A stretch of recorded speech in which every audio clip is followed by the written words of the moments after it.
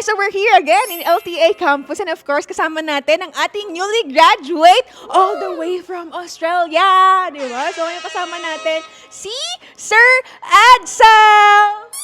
Hello. Di ba? Napaka-nonchalant yun, di ba? Pero Sir Edsel, makulit tayo tawag to ng tawag. Actually, matagal na siyang part ng community natin. Like, mag-isang taon na, no? August ako nag-enroll sa economy. Since August pa siya part ng community natin. And so far talagang nakakatuwa kasi talagang pagpunta niya dito sa Pilipinas, pag uwi niya dito, ipapahilot lang naman siya. So napadaan na rin siya sa LTA campus para of course mag-aral ng trading. Though si Sir Edsel, marunong naman na siya mag-trade before siya nag-enroll dito. That's why dumiretso na siya papunta ng sophomore. Hindi na siya nag-freshman kasi accelerated na siya. Kasi alam niya na yung basic, di ba? So ngayon, ang talagang gusto niya pang mas i-improve is of course yung kanyang skill when it comes to technical analysis, fundamental analysis, and of course yung pinaka-favorite niyang strategy which is ICT. So ngayon, bakit talagang nag-enroll ka po kay LTA? Bakit mas gusto mo mas ma-deepen pa yung knowledge mo in trading kahit marunong ka na? Kasi gusto kong malaman kung ano yung meron si LTA na hindi ko pa natututunan. Idadagdag ko siya sa knowledge ko.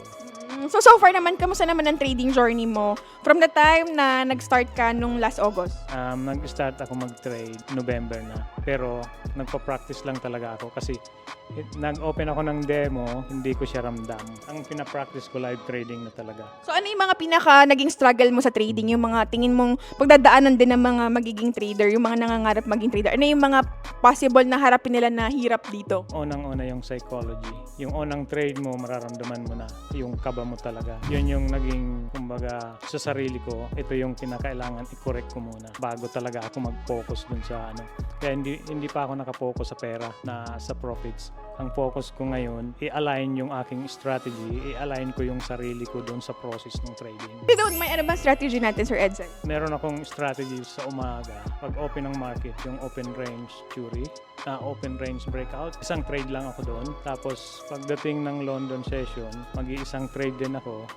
At sa New York session, isang trade din lang. It doesn't matter kung profits or stop loss. Pero yung dati pa, nag-i-scalping ako. Pero ang hirap sa scalping, talagang dapat active trader ka talaga. Napakaraming decision making na gagawin. So ngayon ba nakatira ka na sa Australia na citizen ka na doon? Oo. Pero you used to be an OFW. Dati. So tingin mo makakatulong ba ang trading sa mga OFW? Oo naman. Kung yung bangko yun ang primary nila bakit hindi tayo? Baka sa tingin mo yung mga OFW, mga Pilipino, kailangan nila matutunan ng trading? Kailangan talaga.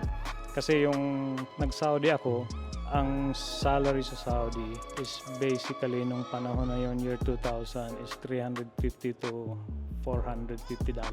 Samantalang dito sa trading minsan isang SL lang yun So how much is your biggest income sa isang single trade? So far, drawdown pa ako sa ngayon. Pero before, magkano pinakamalaki mong kinita? $75 yata yun, yung isang trade. Sa isang buwan? Hindi ko kino-compute. Hindi ko kino-compute kasi more on practicing pa ako. Pinakamalaking talo? Ayun na yun, parang ganon. $50, ganyan. At least na-preserve mo yung capital mo. I heard na, di ba, nag-start ka with how much? Nag-umpisa ako ng 500. Hindi ako nakontento, ginawa kong 2,000. Ayun. So may $2,000 ka pa ngayon. Drawdown pa ako ng 700 something. Pero at least, di ba, syempre may knowledge, nagagamit mo na yung skill mo when it comes to your trading, di ba? So ngayon, Sir Edsel, do you highly recommend LTA po ba to our viewers, especially sa mga OFWs? Oo, kasi sa economy, matututo ka rin, pero mas maganda talaga face-to-face. Kasi yung interaction ng ibang trader, maging newbie, o kaya yung dati nang nagtitrade, makakakuha ka ng mga magagandang idea. Ano yung pinaka-favorite mong takeaway dito sa mga tutunan mo from sophomore to senior? Dito ko lang na-discover na yung strategy ko is FICO pala.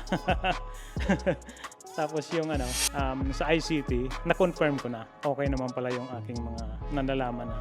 So ngayon, nagkaroon ka na ng parang, kumbaga, conviction din sa mga naging strategy mo before, na ngayon na-labelan lang, kumbaga, di ba? Parang nagkaroon na ng confirmation.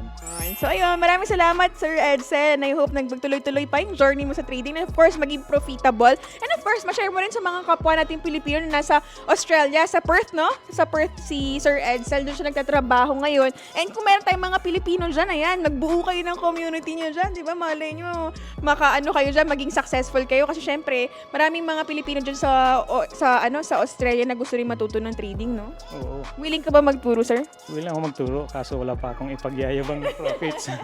Diba? Siyempre, tuloy-tuloy lang yung pag-aaral. Mamaya, mga after a year, magaling ka na mag-trade, diba? Inaaral ko to, hindi lang para sa akin. Kasi tuturuan ko yung siyempre, yung mga relatives. Mga relatives, mga friends, diba? Dun sa Australia. Pero may plano ka pa bumalik sa Pilipinas? Oo naman. Dito ka mag-i-stay? Siguro, pag nag-retire, pwedeng babakasyon dito, pwede doon.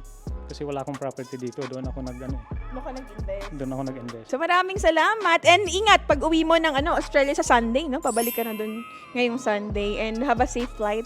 And good luck. I hope na mag-join ka pa rin sa mga classes natin. Meron tayong mga refresher classes, no, sa ating mga graduates. Pwede ka pa rin mag-attend doon. And of course, meron tayong mga get-together din together with the graduates natin ng online. So ayun. Thank you po, sir.